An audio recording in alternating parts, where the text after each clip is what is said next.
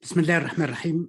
Mesdames, Messieurs, soyez les bienvenus dans notre nouvelle visioconférence consacrée aujourd'hui au sujet de la guerre de Yémen, honorée par la présence de notre cher ami, professeur François Burga. Je tiens à le remercier pour l'acceptation de notre invitation. C'est toujours un honneur personnel et un honneur pour notre association de recevoir François Burga, honoré aussi par la présence de notre cher ami Dr Saïd Bouhamem, le sociologue connu, honoré par la présence aussi de Dr Roberto Simona, membre de la commission de dialogue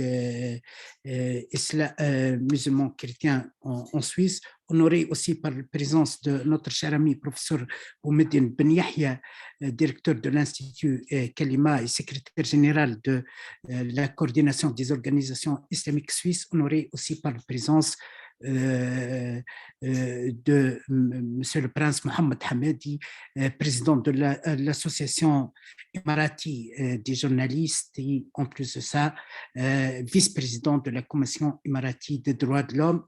On attend l'arrivée des autres amis, mais nous devons commencer.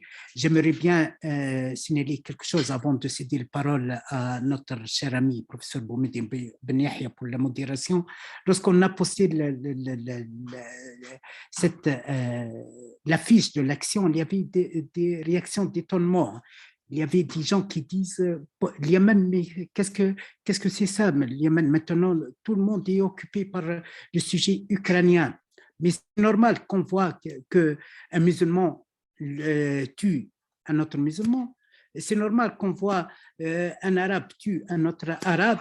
Les guerres, c'est le destin de l'Orient, comme il a signalé ça, le prince Gamad de la couronne de colonisation. C'est normal de voir des guerres, c'est normal que l'Europe reçoive les leaders de guerre, fournissent de l'armée, fournissent de l'armement pour que les Arabes on se tue entre eux. C'est normal.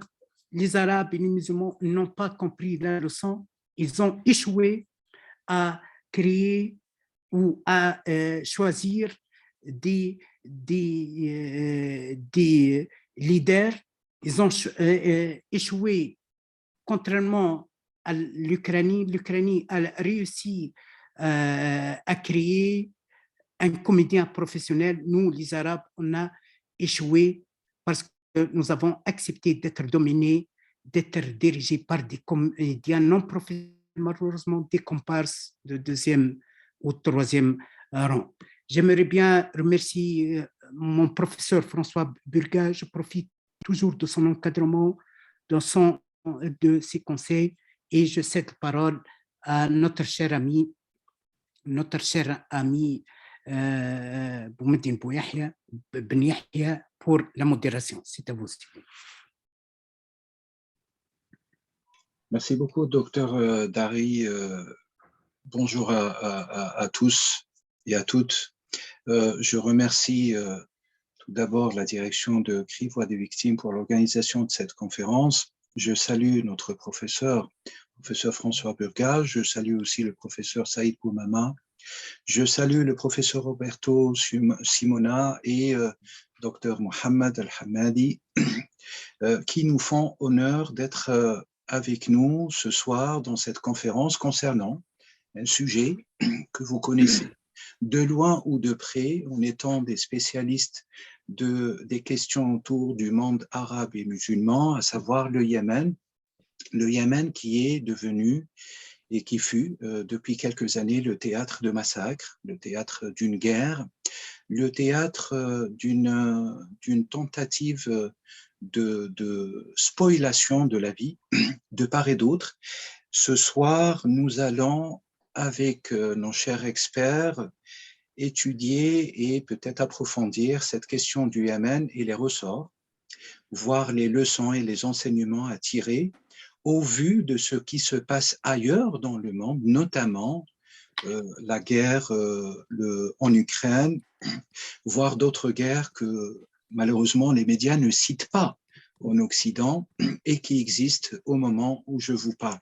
Pour commencer, je donne la parole au professeur François Burgat. Alors, je rappelle brièvement un aperçu biographique sur votre parcours. Vous êtes islamologue, vous êtes politologue, vous êtes aussi directeur émérite de recherche au CNRS.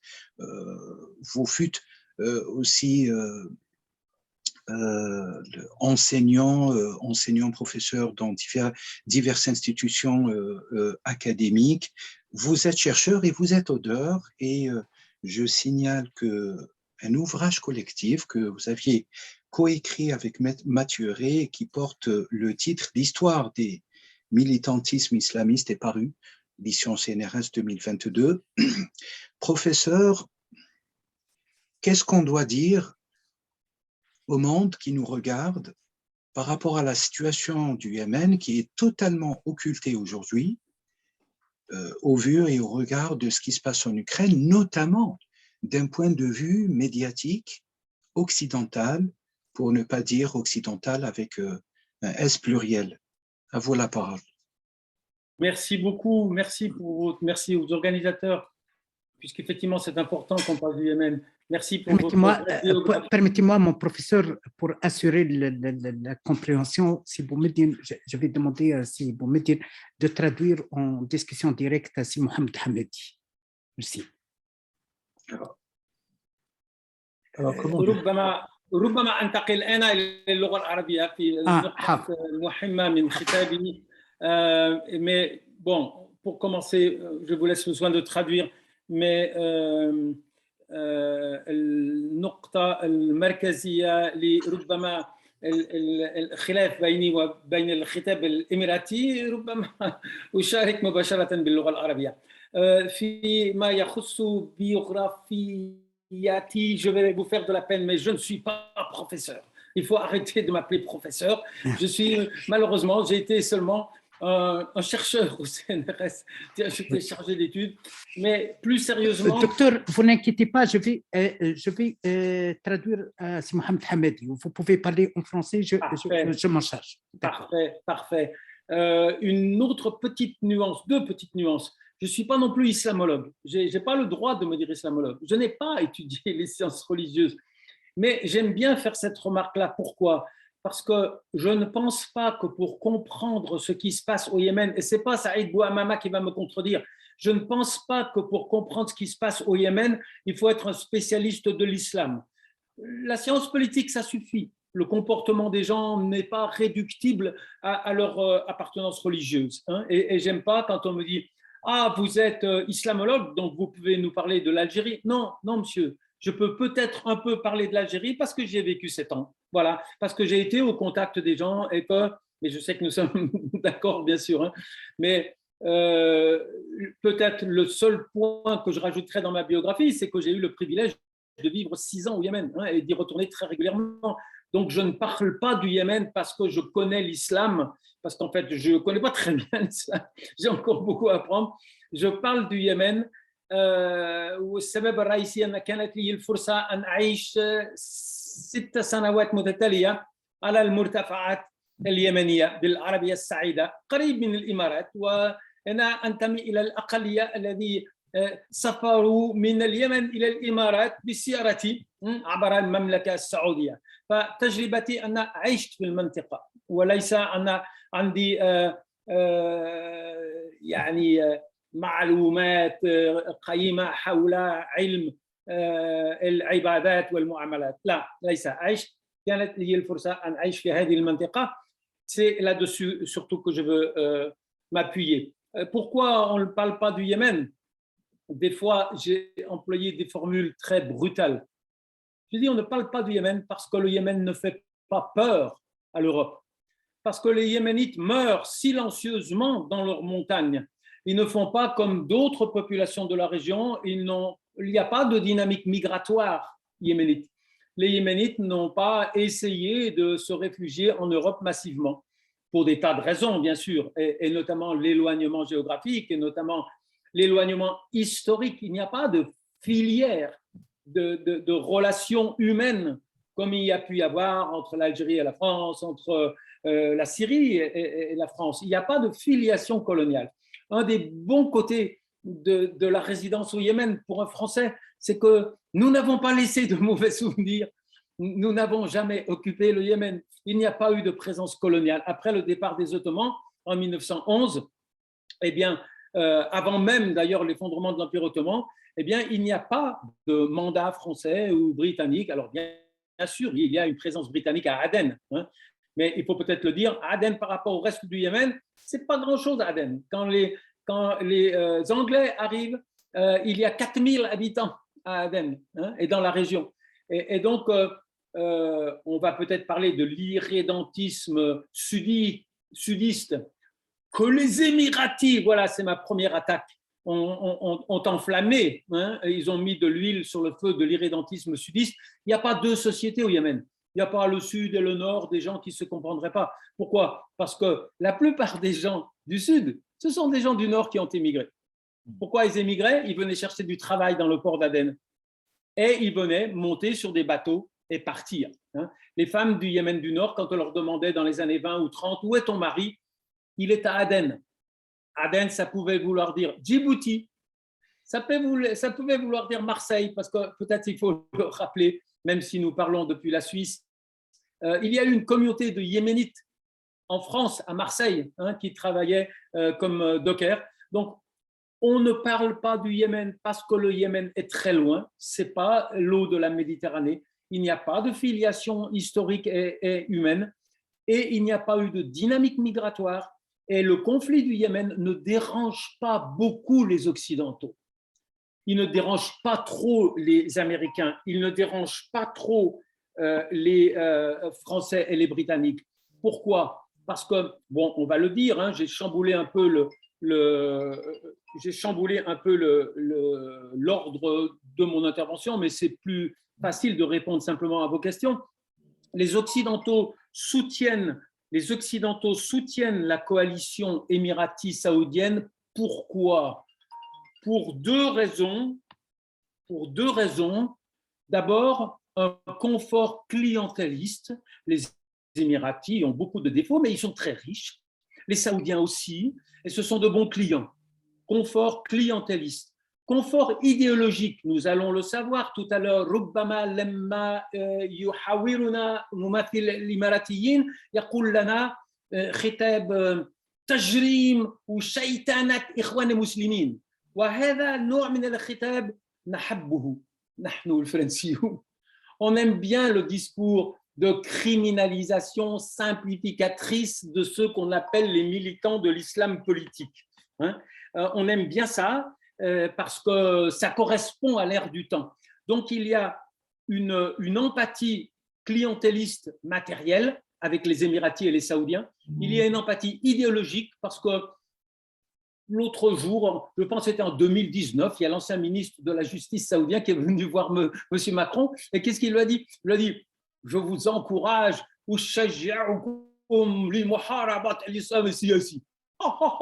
c'est très drôle, hein, mais c'est ce que nous disent les Émiratis. Vous allez voir, le représentant, le spécialiste de la criminalisation des frères musulmans, c'est-à-dire de toute ouverture démocratique dans la région. Et puis, eh bien, ils ont beaucoup d'argent, ils nous achètent des armements, on a une base aux Émirats, ça facilite les relations. Mais surtout, et peut-être ça serait la conclusion, pas de mon intervention, mais du premier point, qu'est-ce qui nous réunit?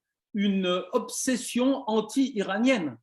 C'est l'obsession anti-iranienne partagée entre les Israéliens. Quand on parle maintenant des Émiratis, il faut dire les Émiratis israélo ou les israélo-émiratis, tellement il y a eu un alignement, une symbiose de leur politique étrangère dans la région. Donc, il y a cette même obsession anti-iranienne. J'espère qu'on aura le temps de dire que, moi, vous savez, je n'aime pas ce qu'ont fait les Iraniens en Syrie. Mais les Iraniens ne font pas au Yémen ce qu'ils ont fait en Syrie. Ils sont très, très peu présents par rapport à leur présence en Syrie, d'accord? Et là, en dernière instance, si les Américains, surtout, si les Européens, ensuite, soutiennent la coalition israélo-émirati, c'est parce qu'elle est perçue, parce que la guerre au Yémen est perçue comme une guerre anti-iranienne, parce que la guerre anti-Houthi est labellisée anti-iranienne et que, évidemment, toute la clientèle des Israéliens dans le monde, et les Émirats sont désormais malheureusement un segment de cette clientèle israélienne dans la région soutiennent aveuglément, obsessionnellement. Et donc, la peur de l'Iran chez les monarchies pétrolières du Golfe et chez les Américains fabrique le ciment de l'engagement mortifère de la coalition et explique le fait que nous en parlons très peu. Explique le fait que nous en parlons très peu. Peut-être en conclusion, hier, je me suis exprimé sur France 24 à propos du Yémen, justement, parce que vous savez qu'il y a eu une trêve, il y a failli y avoir, il y a eu une trêve qui a duré quelques heures, hein, quelques 48 heures, qui a échoué. Et le journaliste m'avait demandé hors micro, est-ce que vous pensez qu'on parle du Yémen à cause de l'Ukraine? Et je lui ai fait la réponse suivante. Il y a eu une trêve au Yémen. On sait que le nouveau représentant du secrétaire général des Nations Unies, Hans Grünberg, le diplomate suédois, travaille depuis son arrivée en août 2021 à élaborer une trêve. C'était vraiment, il voulait un cessez-le-feu, donc c'était bien avant l'Ukraine. Mais il est exact, et vous l'avez dit dans votre introduction, il est exact que la crise ukrainienne a mis en évidence cette terrible dichotomie de la réaction occidentale qui s'est mobilisée comme un seul homme. Je parlais tout à l'heure avec quelqu'un qui est chargé de réfugiés. Je lui dis, tu vois arriver des Ukrainiens, il dit « Oh non, non, non, parce qu'ils ne passent pas du tout par la même filière. Eux, ils ont immédiatement tous les droits, y compris le droit au travail, le droit au logement. On ne leur déchire pas leur tente hein, quand ils essayent de se protéger du froid. On les accueille. Et je suis content qu'on les accueille. Et moi-même, je suis prêt à faire des gestes pour accueillir des Ukrainiens. Mais disons que le seul… peut-être il y a eu deux aspects positifs de la guerre ukrainienne. Ça a dégonflé un petit peu la centralité de l'ennemi musulman. Toute l'extrême droite qui nous disait il n'y a qu'un danger en Europe, c'est les musulmans, et s'est trouvé démenti devant l'affirmation de l'ennemi oriental, mais au sens Poutine du terme. Et puis, on peut prendre un exemple, il vaut ce qu'il vaut, mais une des figures de l'extrême droite française, Robert Ménard, le maire de Béziers, qui doit avoir de temps en temps un petit compartiment d'honnêteté intellectuelle, a dit « La guerre en Ukraine, ça m'a conduit à regretter tout ce que j'ai dit sur les réfugiés syriens. Ce que j'ai dit sur les réfugiés syriens, je le regrette, je n'aurais pas dû le dire. » Alors effectivement, hein, cette réaction automatique, passionnée que nous avons eue en faveur, et c'est une bonne chose, des réfugiés ukrainiens, a quelque part remis sur le devant de la scène notre silence odieux à l'égard du Yémen. Voilà, je crois que j'ai été trop bavard et il faut laisser la parole à tous nos collègues maintenant. Merci infiniment de votre attention. Merci infiniment, François Burgat. Merci pour les précisions et on reviendra certainement sur cette obsession. Vous aviez évoqué cet élément de l'obsession anti-iranienne dans la géostratégie ou la lecture dans la péninsule arabique et notamment Émiratie saoudienne. Je donne la parole au docteur Saïd Bouamama. Alors, vous êtes avec nous. Peut-être il faut juste décocher votre micro. Voilà. Est-ce que ça va là? Oui, c'est parfait. Bien. Merci de l'invitation. Et c'est tellement rare qu'on parle du Yémen qu'on ne peut être que heureux, même si c'est une simple visio et qu'il faudrait les multiplier. Nous sommes devant quand même un des drames les plus importants, sans doute le drame le plus important de la période contemporaine en termes de nombre de victimes, en termes de durée, etc. Et par conséquent, toute occasion d'aborder cette question-là est essentielle pour moi. Quelques précisions sur le lieu d'où je parle. Je n'ai pas travaillé spécifiquement sur le Yémen. Mes travaux portent essentiellement sur les processus de domination et en particulier les processus internationaux de domination, ce qui m'a amené à travailler longuement sur les équilibres internationaux et leurs conséquences sur les guerres locales. Donc ça, c'est le premier élément de précision. Le second, sur la question, mais pourquoi parle-t-on aussi peu du Yémen et de la guerre qui ravage son peuple? Il y a un élément de causalité simple, c'est que les pays européens sont largement engagés dans cette guerre par la vente d'armes et qu'il y a une espèce de honte sur cette question-là. Autrement dit, on est à la fois devant un soutien à la coalition, mais en même temps, on n'en parle pas beaucoup. C'est plutôt la stratégie du silence qui est mise en avant. Le troisième élément de préalable, c'est d'avoir également en tête la prégnance ici en Europe du vieil orientalisme, c'est-à-dire des habitudes culturalistes d'expliquer les situations des pays arabes. Je rappelle que le culturalisme a trois caractéristiques qu'on retrouve complètement au Yémen. La première, c'est d'homogénéiser une population. Là, en l'occurrence, on va homogénéiser les chiites, homogénéiser les sunnites pour nous présenter la guerre comme étant une guerre inévitable, habituelle, dans l'ordre des choses, dans l'essence des choses, depuis la nuit des temps jusqu'à aujourd'hui. Donc, on homogénise arbitrairement des populations. Et donc, du coup, on va diviser d'autres catégories, comme ce que soulignait François tout à l'heure, qui est les aspects communs de l'ensemble des Yéménites, qu'ils soient chiites ou sunnites. La seconde grande dimension, c'est la dimension ahistorique, qui est de présenter les situations nationales, les situations conflictuelles, comme étant des réalités qui existaient déjà hier, qui existent encore aujourd'hui et qui existeront toujours demain. Autrement dit, on aurait donc des causalités qui seraient transhistoriques, ce qui amène à ne pas se pencher sur les causalités d'aujourd'hui. Et puis, troisième caractéristique du culturalisme, c'est de ne pas prendre en compte les interactions avec nous-mêmes, c'est-à-dire avec ce que l'Occident fait dans le monde aujourd'hui. Dernier élément de préalable, je fais partie de ceux qui considèrent que le monde est unifié mais pas homogénéisé. Il est unifié depuis les débuts de la colonisation et comprendre un endroit de la planète suppose de le réinscrire dans l'ensemble des contradictions mondiales.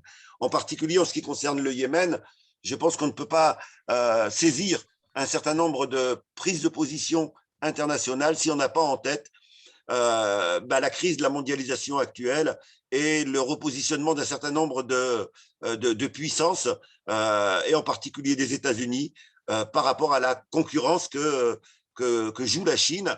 Et la Chine est positionnée aux États-Unis comme le pivot stratégique de la confrontation. Et pour comprendre, par exemple, l'acharnement contre l'Iran, il faut prendre en compte aussi cette dimension-là et comprendre aussi pourquoi l'Iran s'est rapproché de la Chine et de la Russie.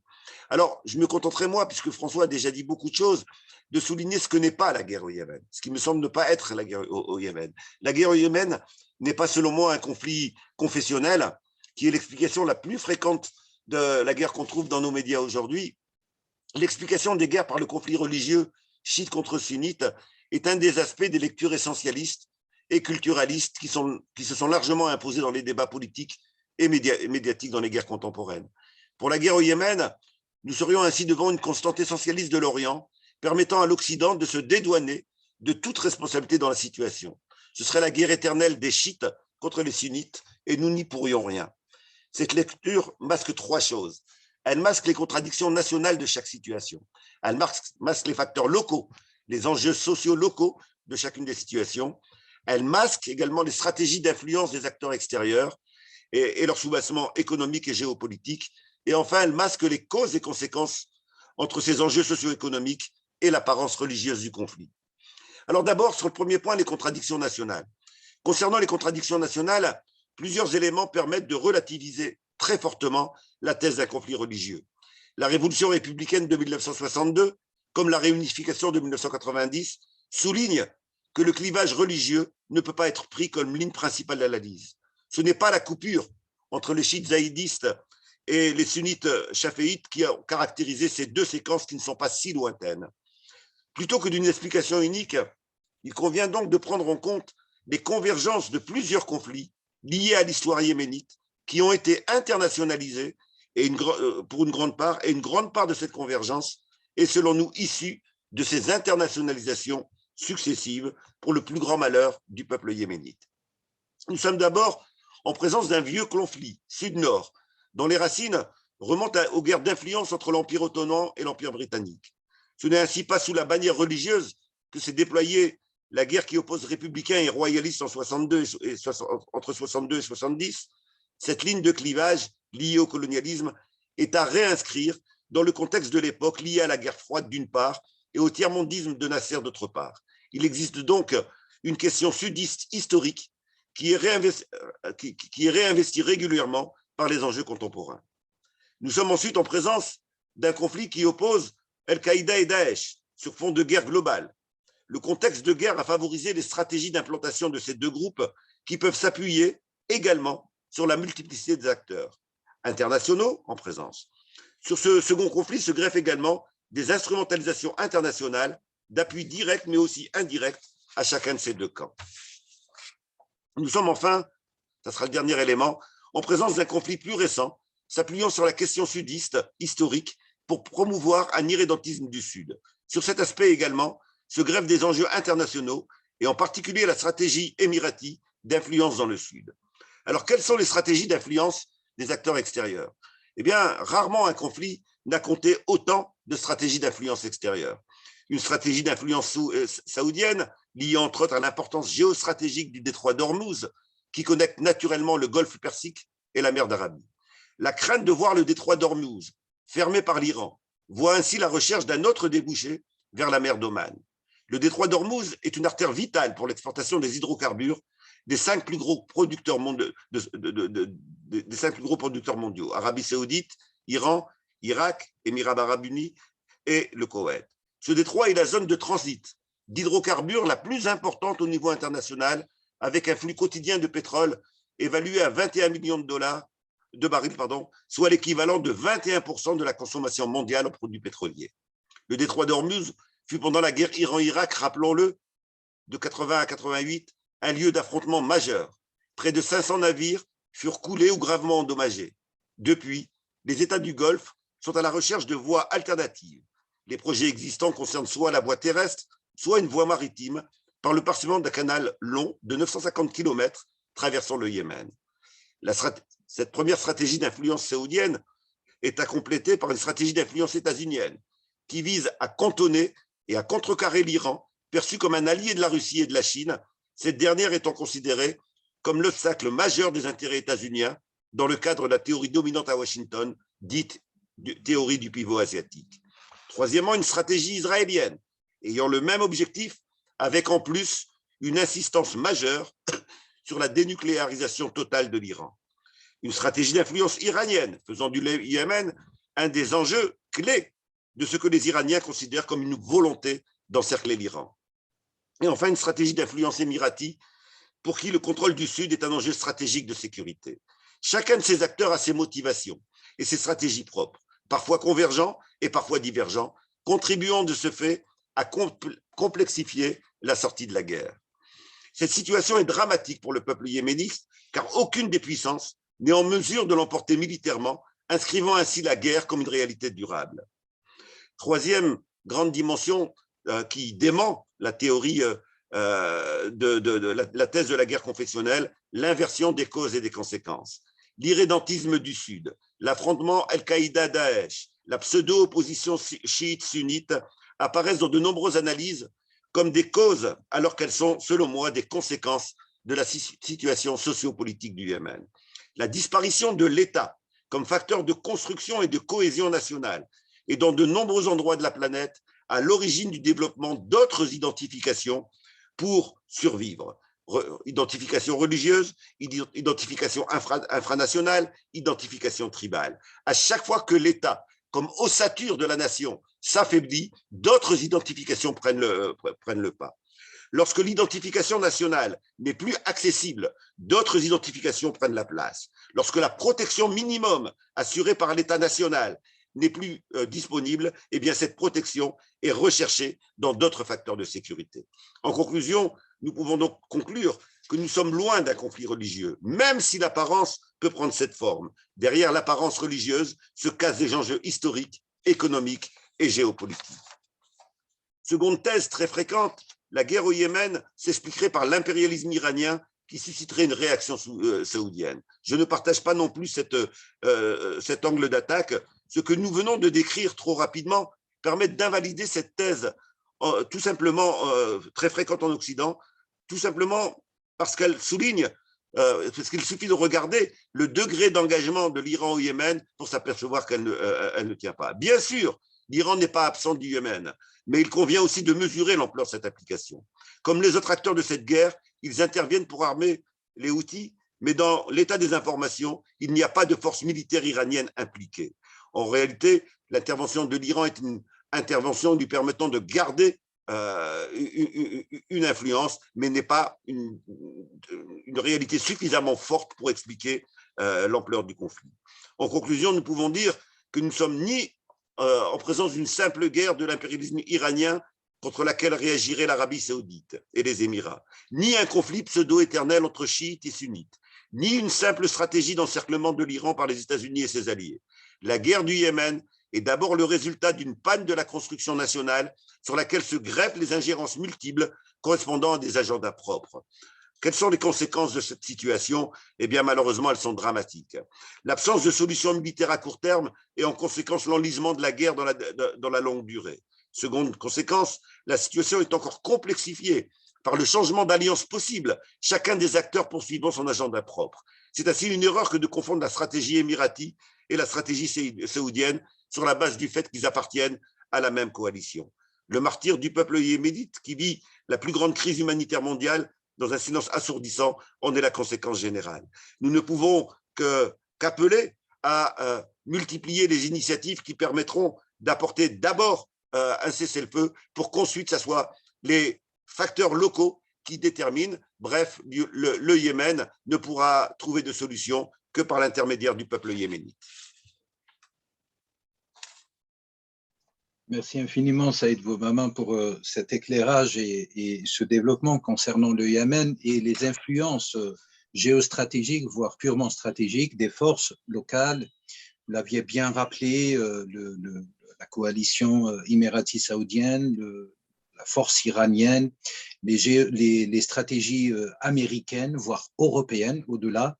Et une question peut-être avant de passer la parole à Dr Mohamed Hamadi et puis Dr Roberto Simona, avant d'ouvrir peut-être un débat.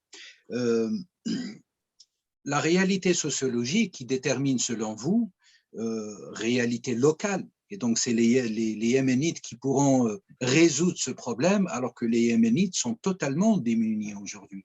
Alors comment les Yéménites, selon vous, sociologiquement, mais au-delà de la sociologie, peuvent relever ce défi alors qu'ils sont anéantis, réduits presque à néant? Eh bien, malheureusement, vous soulignez la complexité de ce travail et je n'ai pas, bien entendu, de solution là-dessus, sinon ça se saurait. Mais ce qui est certain, c'est que c'est dans une nouvelle dynamique nationale qui transcende ces faux clivages, ces clivages qui ont été constitués par des enjeux qui ne correspondent pas aux intérêts du peuple yéménite, quel que soit le camp dans lequel il se situe aujourd'hui, que la solution peut être trouvée. Et donc, on ne peut qu'appeler au développement de dynamiques populaires, de dynamiques politiques, de dynamiques associatives qui transcendent les clivages actuels pour poser la question de la nation yéménite et se ressourcer dans l'histoire yéménite pour reconstruire sur les bases qui ne soient pas celles des clivages d'aujourd'hui. Merci beaucoup. Alors, je passe la parole à Dr Mohamed Hamadi. الأستاذ محمد حمادي، مرحبا. مرحبا بكم دكتور، أهلا وسهلا. لقد استمعتم لمداخلات الأساتذة فرانسوا بورغا وسعيد بوعمامة حول قضية اليمن وقضية تطاحنات الاستراتيجية حول اليمن من قوى خارجية خاصة إماراتية وسعودية، إيرانية، أمريكية، أوروبية، لكل من له مصلحة عن اليمن في اليمن فهو يقوي هذه المصلحة بالتدخل في اليمن. ما هي رؤيتكم من الإمارات وما هي رؤيتكم من أرض الواقع وأنتم أقربون من اليمن على حداد في جانب اليمن؟ ما هي نظرتكم ورؤيتكم في نفس الوقت السياسية أو الاجتماعية، لأن الأستاذ فرانسوا بلغا هو مختص في السياسة، والأستاذ سعيد بوعمامة هو مختص في علم الاجتماع. وما الحل وما هي قوائم الحل لأهل اليمن ولأهل الجزيرة العربية للسكينة لإدماج السكينة لكل المنطقة وضمن الأمان في هذه المنطقة، وهي منطقة متوترة ما بين التداخلات التي ذكرناها وذكروها الأساتذة، إيرانية، سعودية، أمريكية، أوروبية، إلى آخره. لكم الكلمة. شكرا أستاذ أبو مدين. أنا بتكلم بالعربي فيعذروني الجميع يعني. حقيقة يمكن أنا ما يعني وصلتني ترجمة بسيطة عن الكلمات التي قيلت، لكن ولهذا جعلت لك خلاصة ما قيل. نعم، ليست ترجمة كاملة. نعم.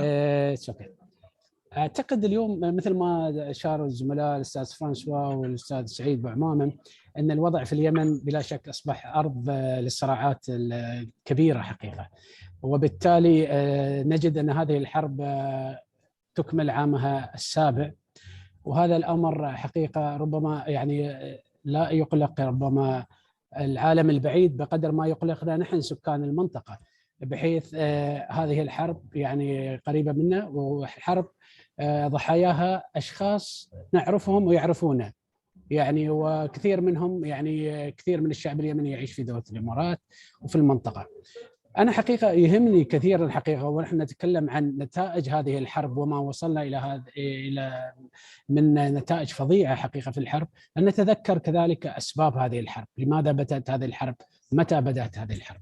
ربما تاريخ الحرب 7 سنوات اليوم نحن، لكن فعليا هي 10 سنوات. يعني عندما انقلب الحوثي على الحكومة الشرعية في صنعاء، وعندما حاصر الرئيس اليمني المنتخب الشرعي طبعا هادي منصور، وعندما استولى على مؤسسات الدولة وقام بكل ذلك، وبعد ذلك هو من اعتدى أولا على المملكة العربية السعودية. طبعا هذه الرواية نحن نطرحها في المنطقة هنا، وأنا حقيقة أتابع كثير من الإعلام الغربي وأرى كيف يتناول الإعلام الغربي الحرب في اليمن والموقف السعودي والموقف الإماراتي والموقف التحالف العربي، وأنا هنا لست بصدد أن أدافع عن أحد بقدر ما أني أنا مثلكم يعني مراقب وصحفي، وأعطي الرأي الذي أراه حقيقة في المنطقة. لذلك هذه الحرب لماذا لم تتوقف؟ هذا السؤال الكبير حقيقة الذي نحن نطرحه. 7 سنوات لماذا هذه الحرب لم تنتهي؟ ما الذي يجعل هذه الحرب مستمرة إلى اليوم؟ ونحن اليوم ربما نجد أن الفرقاء اليمنيين يجتمعون في الرياض، هناك 700 شخصية يمنية من مختلف الأحزاب والمجموعات تجتمع في السعودية من أجل الحوار، وهناك مجموعة أخرى تجتمع في عمان كذلك من أجل الحوار للوصول إلى حل لهذه الأزمة ونهاية هذه الأزمة. لكن للأسف الشديد عندما نرجع إلى الوراء قليلا كذلك ونستعرض جلسات المفاوضات والحوار والمشاورات التي تمت سواء في السويد، سواء في جنيف، في سويسرا، سواء في الكويت، والآن في الرياض، وربما قبل ذلك في أماكن أخرى، كل هذه المشاورات حقيقة لم تصل إلى نتيجة. بلا شك أن هناك طرف معطل في هذا الأمر، وهذا الطرف يعني يجب أن نعرفه من هو. التقليل حقيقة من الدور الإيراني في الحرب اليمنية أنا أعتقد غير موفق لسبب بسيط.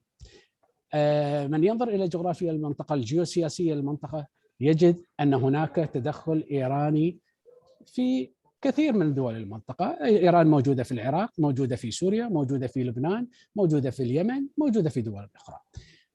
دول التحالف العربي إذا تكلمنا عنها غير موجودة في هذه المناطق بالشكل الموجودة في إيران، وبالتالي اليوم إيران لديها مصالح، لديها أطماع توسعية معلنة أنا أعتقد وليست خفية الكل يعرفها. أستاذ أبو مدين أنا أكمل وبترجم بعدين ولا تحبني ما أعرف أنا كيف تحب؟ ربما أترجم الآن لأن فيها أفكار كثيرة ذكرتموها الأستاذ محمد. Alors je traduis très rapidement peut-être pour les auditeurs ou auditrices francophones et nos intervenants, en tout cas pour ceux qui ne sont pas bilingues. Alors le docteur Hamadi qui est témoin et qui est directeur médias émiratis qui est témoin sur place nous dit sa version des choses. Il se penche davantage sur la question des causes de cette guerre et pourquoi la guerre dure depuis 7 ans et ne cesse pas, malgré qu'il y ait eu plusieurs consultations à l'étranger, en Suisse, au Suède, etc., pour pouvoir ouvrir des pourparlers pour la cessation ou la cession de cette guerre. Et son interrogation revient à dire qu'il ne faut pas minimiser, selon lui, de l'influence iranienne dans la problématique du Yémen, parce que, selon lui, l'Iran est présent un peu partout, dans plusieurs pays, le Liban, le Yémen, etc., alors que les pays voisins de la péninsule arabique du Sud, de la péninsule arabique, ne sont pas aussi présents dans les autres pays arabes que l'Iran, selon lui, et que cela, il ne faudrait pas minimiser le rôle et l'influence stratégique de l'Iran par rapport à cela. Mais il dit qu'en réalité, la cause principale, depuis la lecture, si vous voulez, locale, c'est que c'est le Houthi qui a déclenché, qui a la cause de déclenchement de cette guerre, et puis aussi une sorte de spoliation, d'hégémonie des dispositions sur place, de manière abusive du pouvoir par la suite, qui a conduit à l'explosion, à l'amorce de cette guerre. لك الكلمة أستاذ محمد لتكمل. نعم، شكرا استاذ مثير. طبعا يجب ان نؤكد حتى يعني لا يعني اتعمق اكثر في موضوع اليمن، في موضوع ايران. عندما نسال سؤال منطقي حقيقه، من المستفيد من الحرب في اليمن ومن المستفيد من الاستقرار في اليمن؟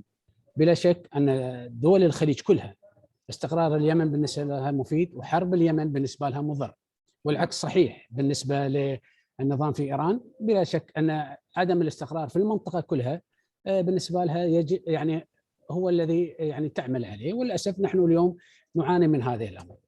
الامر الاخر حقيقه ربما حتى يعني تكون نظرتنا شامله في موضوع اليمن، ان هناك مصالح دوليه للاسف الشديد تقاطعت على ارض اليمن، واعتقد اتفق مع الزملاء حقيقه في موضوع بيع الاسلحه، الشركات العالميه الكبرى، الدول الكبرى، كل هذه الامور يعني من مصلحتها ان تستمر اليمن ليس ل7 سنوات وانما ربما ل17 سنه اكثر. وبالتالي اليوم ربما الجهد الكبير المبذول حقيقه من دول الخليج ان يتم الوصول الى نهايه للحرب في اليمن. ربما يتذكر الزملاء جميعا المبادره الخليجيه لحل الازمه في اليمن، وهذه المبادره اساسيه اليوم من ضمن النقاط التي يعتمد عليها اليمنيين في انهاء هذه الازمه. كانت مبادره من اجل الحل السيالي، الحل الدبلوماسي في اليمن، واعتقد ربما لاكثر من مره هذه المبادره لم يتم تحقيقها وتنفيذها، وبالتالي اليوم نحن ندور في نفس الفلك. وإشارتنا حقيقة للاجتماع الذي يدور في الرياض هذه الأيام إشارة مهمة جدا حقيقة. ربما الأخبار التي تأتي حسب ما تنقلها وسائل الإعلام أن هناك اجتماعات تصير بين الأطياف المختلفة في اليمن، موجودين اليوم في السعودية. طبعا الحوثي رفض أن يكون موجود في السعودية، لأنه طلب أن يكون في أرض محايدة، وطلب أن يكون في عمان. فالحوثي وفد الحوثي موجود للمفاوضات في عمان. وبالتالي أنا أعتقد اليوم الأزمة الحقيقية في اليمن هي ليست أزمة سياسية ولا عسكرية بقدر ما هي أزمة إنسانية. واتفق حقيقة مع الزملاء الذين أكدوا أن اليوم الذي يدفع الثمن في هذه الحرب هو الشعب اليمني، الذي أراد حقيقة في 2011 عندما جاء الربيع العربي أن يغير نظامه ليكون هناك نظام أفضل، فوجد نفسه في حفرة أخرى وفي أزمة أصعب حقيقة من الأزمة التي كان فيها. شكرا أستاذ حمادي.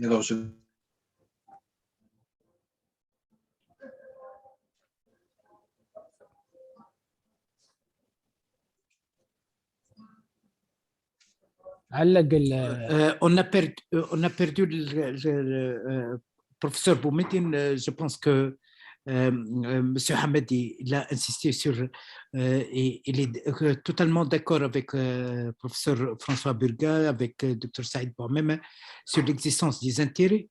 Et il n'y a pas seulement l'Iran qui a perturbé la situation, qui essaie toujours à travers cette tendance d'extension de regagner de l'espace, de regagner de pouvoir, de regagner de la place dans le golfe Persique, mais aussi il y a les intérêts, commercialisation des armes et tout. هل ستكمل أستاذ حمادي؟ نعم، آخر نقطة على أساس ما أطيل عليكم. تحب ننتظر بوميديان ولا نكمل؟ لا تفضل كمل. أوكي. النقطة يمكن الأخيرة كذلك نعود للجزئية المهمة حقيقة في هذه الحرب، وهي الدور الأممي في الحرب في اليمن. اليوم نجد حقيقة هناك عجز كبير حقيقة من المجتمع الدولي، عجز كبير من الأمم المتحدة في إيجاد الحلول والتوافق في هذه الأزمة.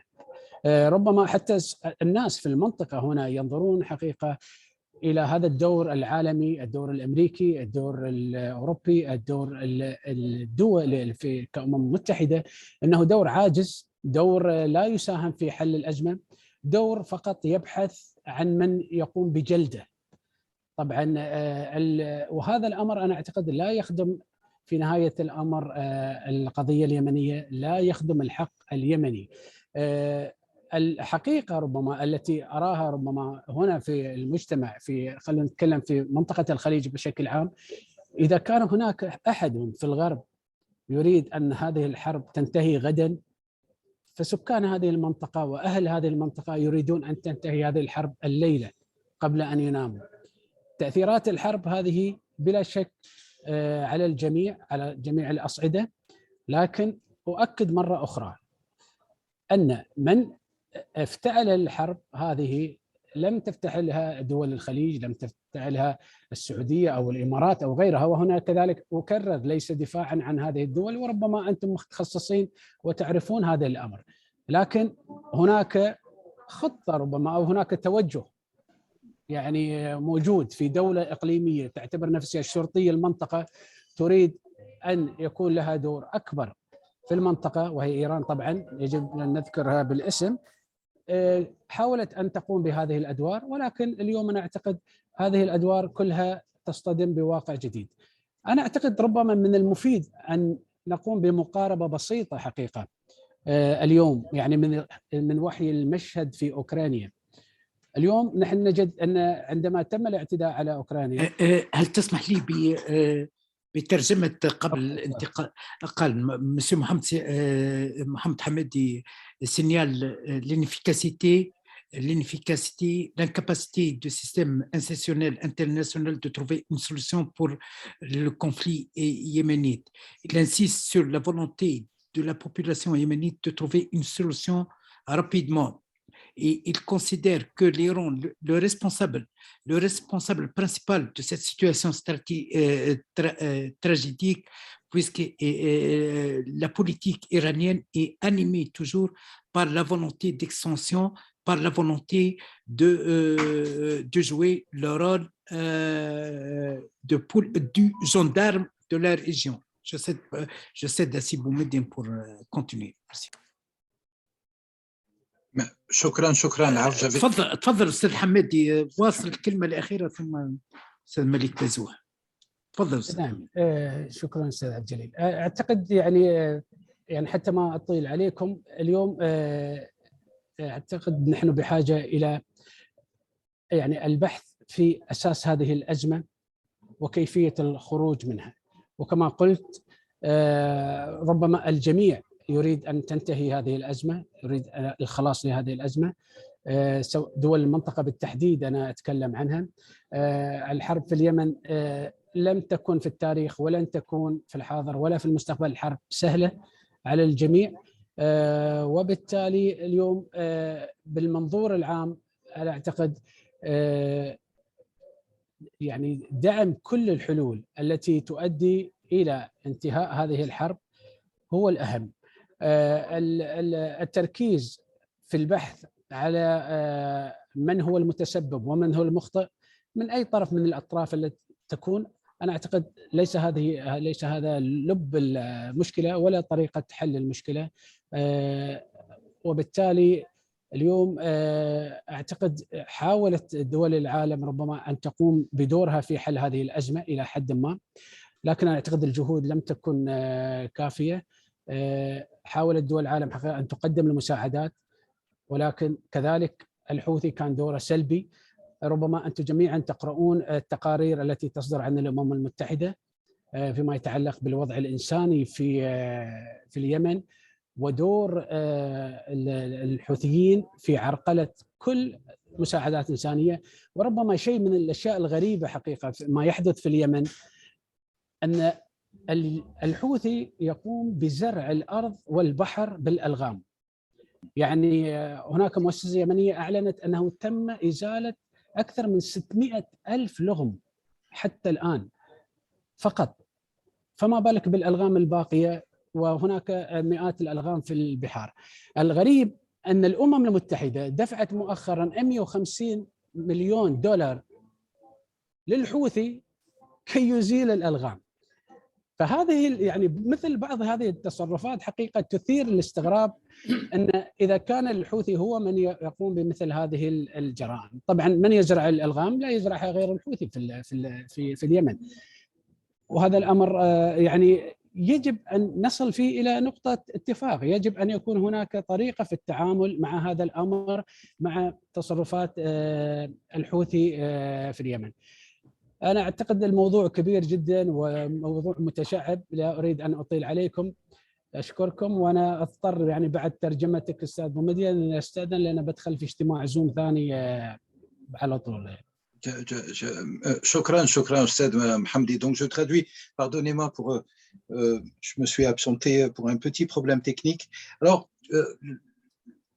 vous insistez, docteur Mohamdi, pour finaliser, retraduire la dernière partie de votre intervention sur la nécessité et l'obligation de trouver tous les moyens et les initiatives qui mènent à faire cesser la guerre. Vous y insistez tellement, tout en relevant que il ne faut plus aujourd'hui, on est arrivé sur la question yéménite à un point non-retour où il ne faut plus chercher les responsabilités des uns et des autres. Et il faudrait focaliser tous les efforts, réunir tous les efforts pour trouver des solutions à faire cesser cette guerre. Mais en même temps, vous rappelez que avec des données nouvelles de ce qui se passe sur place, à savoir que Houthi qui a miné, selon en tout cas des rapports des Nations Unies, à plus de 600 000 mines, et que ce qui est paradoxal, c'est que les Nations Unies financent pour pouvoir déminer ces mines à valeur de 150 millions de dollars. Vous trouvez cela extrêmement paradoxal et étonnant, mais vous insistez toujours sur cette nécessité pour tous les voisins du Yémen à œuvrer pour faire cesser la guerre, et vous remercie bien sûr remercie les intervenants pour leur intervention. Je rappelle un autre élément, deux petits éléments que je n'ai pas pu traduire tout à l'heure, à savoir que Dr Mohamdi est totalement d'accord sur ce qui a été avancé par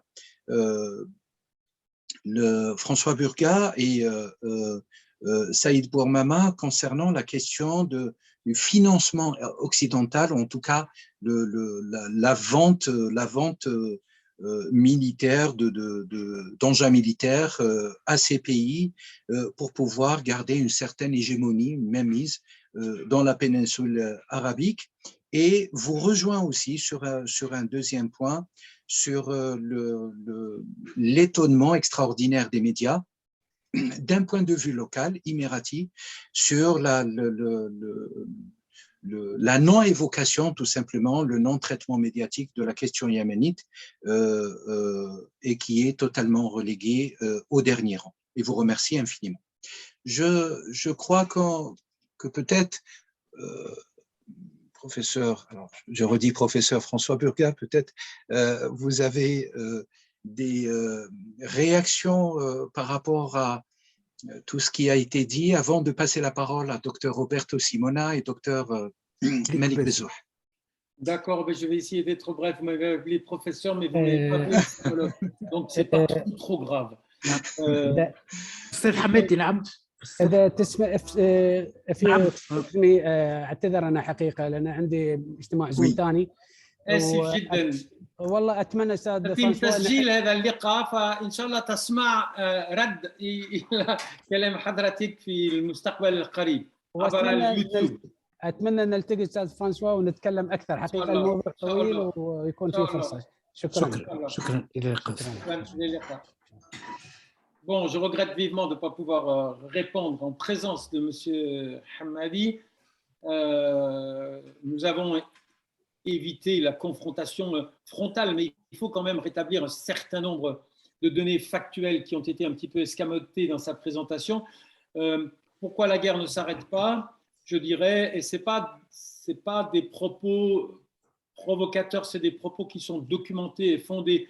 Si les États-Unis et la Grande-Bretagne cessaient d'approvisionner l'Arabie saoudite en armes, la guerre s'arrêterait en 3 semaines. Cela a été dit par des gens qui ont le droit de le dire, qui connaissent les données factuelles. D'accord? Donc la guerre continue parce que l'approvisionnement en armes, et notamment en munitions aériennes, mais pas seulement de l'Arabie saoudite, continue. D'accord? Puisque, bon, pour ceux, mais nous ne sommes pas très nombreux ce soir, mais peut-être rappeler pour ceux qui ne seraient pas totalement familiers que la guerre saoudienne a été surtout une guerre aérienne et la guerre émiratie a été surtout une guerre par milices interposées, parce qu'aussi bien les Saoudiens que les Émiratis n'ont très vite plus eu le courage de mettre un doigt de pied sur le terrain. Ils se sont retirés, les Émiratis, dès lors qu'ils ont été la cible d'un vieux scud, au sens propre du terme, détenu par le Yémen profond, et les Émiratis combattent par milices interposées, et j'aurais aimé le dire devant M. Hamadi, ce sera pour une autre fois. Pourquoi les permettez-moi, Dr Burgat, je souhaite le bienvenue à Madame la représentante de la République islamique d'Iran et Monsieur le directeur des affaires des droits de l'homme à l'ambassade, Monsieur le consul chargé des affaires des droits de l'homme à l'ambassade des États-Unis à Berne. Merci, je m'excuse, professeur. Non, c'est un honneur au contraire d'élargir. Moi, je vous dis le fond de ma pensée, je suis très très heureux que nous ayons eu la présence d'un représentant des Émiratis, et bien sûr, je suis très heureux de voir une présence iranienne et américaine. Pourquoi l'échec des négociations? Parce que malheureusement, si talentueux soit le représentant du secrétaire général, celui-là ou son prédécesseur britannique, l'ONU, malheureusement, n'est pas imperméable au rapport de force international. Et les solutions qui ont été proposées par l'ONU jusqu'à présent étaient toujours, malheureusement, irréalistes du point de vue des Houthis. Alors, je veux qu'il soit clair que je n'ai pas un penchant secret caché, ni pour les Iraniens, ni pour les Houthis. Je suis d'ailleurs prêt à redire quelque chose de très juste. Ce sont les Houthis qui ont pris l'initiative de ce conflit. Ce sont les Houthis qui ont pris les armes à partir du moment où ils se sont sentis laissés pour compte de la redistribution des ressources du régime du président Ali Abdallah Saleh, qu'un mouvement populaire relativement large et multiconfessionnel avait réussi à mettre à bas. Donc je ne minimise pas, et je peux redire devant la représentante de Téhéran qu'il est exact qu'il y a dans l'imaginaire populaire arabe, je ne sais pas si les autorités iraniennes ont dit, mais on dit que les autorités iraniennes se vantaient d'avoir pris le contrôle de 4 capitales arabes, hein, comme l'a dit M. Hamadi tout à l'heure. Le Liban, bien sûr, par Hezbollah interposé, la Syrie dans les conditions que l'on connaît,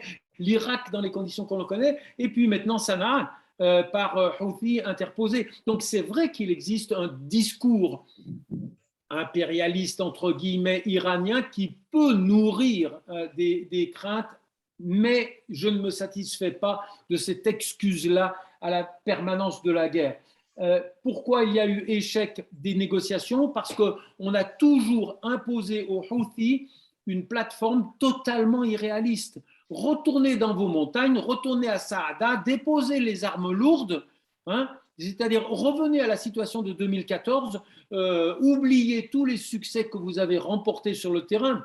Alors on ne l'a pas dit, mais les Houthis ont remporté des succès militaires parce qu'ils sont motivés et ils sont chez eux, mais aussi parce qu'ils ont été soutenus discrètement d'abord, officiellement ensuite, par Ali Abdallah Saleh et des segments importants de l'armée, de l'État profond qui voulait revenir au pouvoir. Hein. Et puis, vous le savez, Ali Abdallah Saleh a changé son fusil d'épaule brutalement en décembre 2017. Ça lui a coûté la vie. Il a été assassiné par les Houthis. Mais disons qu'on ne peut pas négocier aujourd'hui, et ça n'est pas l'expression d'une empathie pour la cause des Houthis, dont la gestion à Sanaa aujourd'hui, je me suis entretenu hier avec des amis à Sanaa, il y a peu ou pas d'État actuellement à Sanaa, il n'y a plus de fonction publique, il n'y a plus de services publics, il n'y a plus de salaire pour tous nos collègues, par exemple, universitaires, depuis 2016, n'ont plus aucun salaire. Donc, il ne s'agit pas de diviniser la cause Houthi,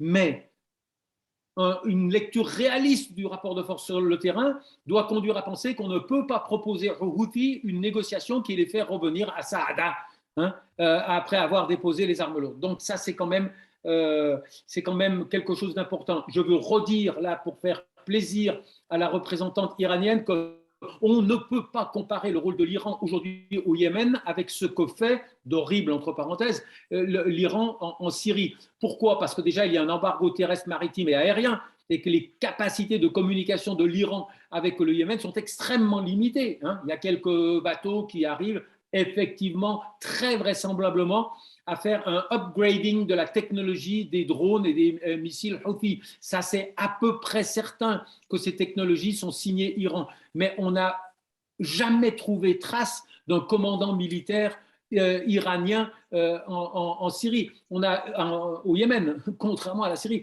on n'a jamais pu trouver trace de troupes ou d'alliés ou de milices iraniennes sur le terrain du conflit. Donc ça, il faut le dire et le redire. Et puis, il nous a été dit, les Houthis, ils mettent des mines, quelle horreur.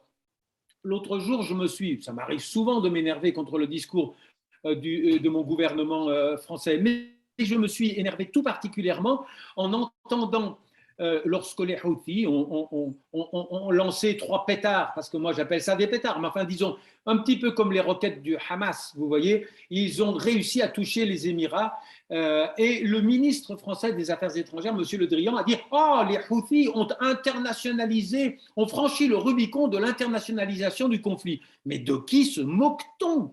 Depuis mars 2015, peut-être ce chiffre ne vous est pas arrivé aux oreilles, mais je le tiens de spécialistes français de la défense. Les Saoudiens, c'est-à-dire la coalition saoudo-émiratie, a déversé sur le Yémen plus de bombes qu'on en a déversé la coalition occidentale sur Daesh pendant toute la campagne contre Daesh. D'accord? Alors qu'on arrête d'essayer de nous faire pleurer avec les mines, avec les armes du pauvre, qu'on mobilise le plus souvent les Houthis. Qui a franchi la frontière?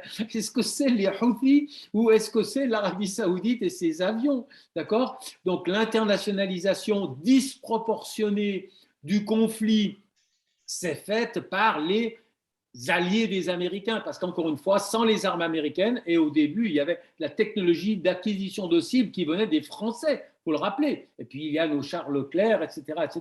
Donc, effectivement, nous avons été très directement impliqués. Si le représentant des Émiratis était resté là, je l'aurais quand même, en le regardant autant que possible sur Zoom, dans le blanc des yeux, je lui aurais dit, pouvez-vous nous expliquer quand même quelques dimensions de votre politique au Yémen qui ne correspondent pas très bien avec votre recherche éperdue de la paix? Pourriez-vous nous expliquer pourquoi vous avez occupé militairement l'île de Socotra malgré les protestations éperdues du gouvernement légitime du Yémen que supposément vous êtes en train de remettre sur son trône? Enfin, soyons sérieux, d'accord? Et vous nous avez dit oui. Comment le front irrédentiste du Sud a-t-il repris tant de superficie politique? Parce que vous l'avez financé, vous l'avez même tellement financé que vos alliés saoudiens ont failli entrer en tension avec vous. Vous savez que les Saoudiens et les Émiratis ont été sur le point, par milice interposée bien sûr, de se battre dans le sud du Yémen, d'accord? J'aurais demandé aux représentants des Émiratis, vous savez que les Émiratis se battent par milice interposée, mais la France a perdu un de ses privilèges, nous étions les seuls à avoir une légion étrangère, peut-être le savez-vous, mais les Émiratis ont également une légion étrangère, avec des officiers européens et des hommes de troupes recrutés en Amérique du Sud. Ils se sont livrés à des séries d'assassinats ciblés sur le territoire du Sud-Yémen. Et de qui était leur cible? Leurs alliés théoriques, les dirigeants du parti Islah. Le parti Islah, qui est le parti qui soutenait le président Abdrabou Mansour Hadi, mais qui a l'inconvénient d'être considéré comme associé à la mouvance des frères musulmans, ennemi obsessionnel des Émiratis. Donc il y a toute une série de pages très noires. Les Émiratis sont soi-disant ceux qui veulent expurger l'islam du vilain islam politique, comme ils viennent nous convaincre de le faire jusqu'en France. Mais les Émiratis recrutent des milices salafistes dont l'idéologie n'est pas très éloignée, dont le logiciel n'est pas très éloigné des militants d'Al-Qaïda ou de Daesh. Pourquoi le font-ils? Parce que de toute façon, ils sont incapables de trouver quelqu'un d'autre. Ils ne veulent pas s'allier aux frères musulmans de l'islam, ils les assassinent. Ils sont donc obligés de recruter des milices salafis formatées par un shir saoudien qui s'appelle Maître Ali, avec un logiciel qui consiste à dire vous pouvez faire toutes les surenchères que vous voulez sur le plan religieux et sociétal, mais vous ne touchez pas aux gouvernants. Alors ça, c'est sûr que j'espère que le représentant émirati regardera ça pour que son souhait de mettre un terme la sincérité de son souhait de mettre un terme à cette guerre soit plus évident qu'il ne l'est actuellement, eu égard à la réalité des pratiques des Émirats. Merci beaucoup, François Burka. Alors, peut-être docteur Roberto Simona, est-ce que vous pouvez décocher votre… Ah oui.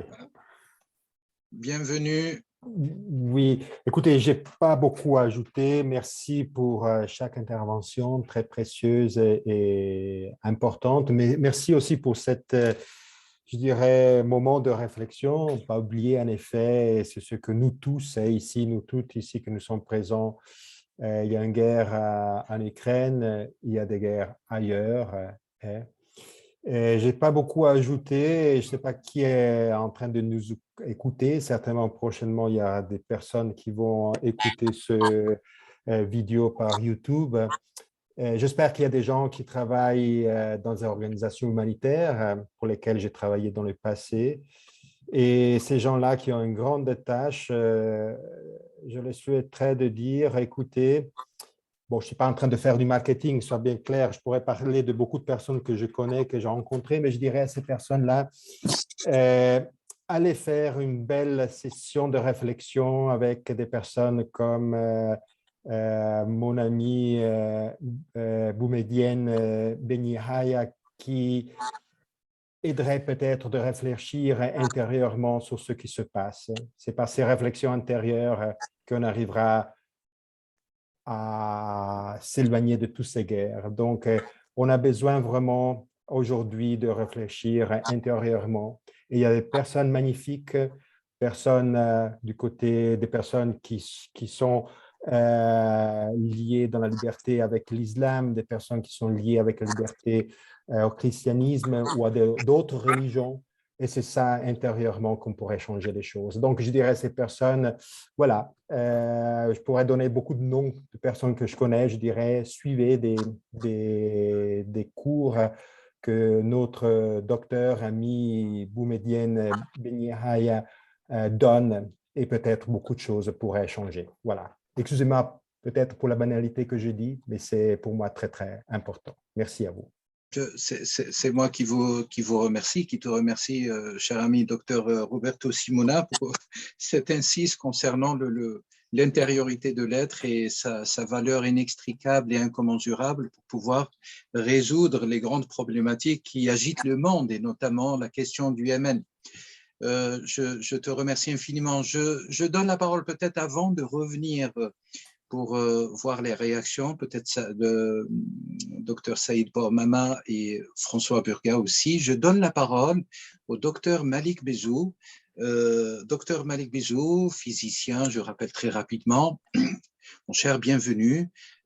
Physicien et spécialiste des questions spécialiste de l'islam de France et historien aussi, hein, de passion.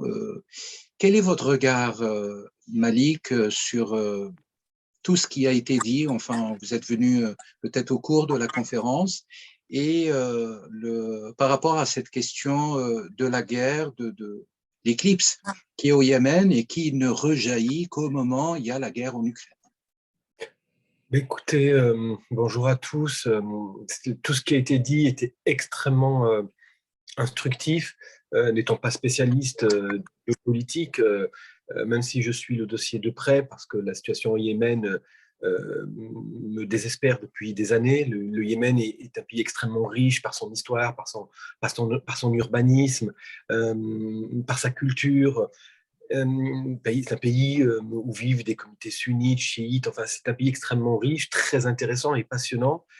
Quand on voit aujourd'hui l'état de dévastation dans lequel est le Yémen, lorsqu'on songe aux souffrances abominables ont duré et qu'endurent toujours les populations yéménites, je pense aux mamans, aux enfants qui sont victimes de famine, de malnutrition, de choléra, on ne sait pas quoi dire. Il y a quelques jours, je fais juste une petite aparté, étant physicien, je regardais les dernières nouvelles concernant les progrès en fusion nucléaire. C'est l'énergie de demain, une énergie propre, et beaucoup de travaux sont menés par les pays occidentaux, par les États-Unis, le Japon, etc. Et je me dis que des pays extrêmement riches comme l'Arabie Saoudite, les Émirats Arabes Unis, c'est une grande tristesse de voir cette réalité-là, au lieu d'investir dans la paix, fondamentalement, et ce n'est pas le cas, puisque chaque pays cherche effectivement à étendre son influence contre un ennemi supposé, l'Iran qui craint l'influence saoudienne. Enfin, il y a toute cette complexité, cette intrication géopolitique qui quelque part nous dépasse et dont sont victimes aujourd'hui les populations yéménites. Et je me dis que tout cet argent, ces richesses immenses sont utilisées à des fins dévastatrices, et je dirais même, si j'ose être, satanique, diabolique en tout cas.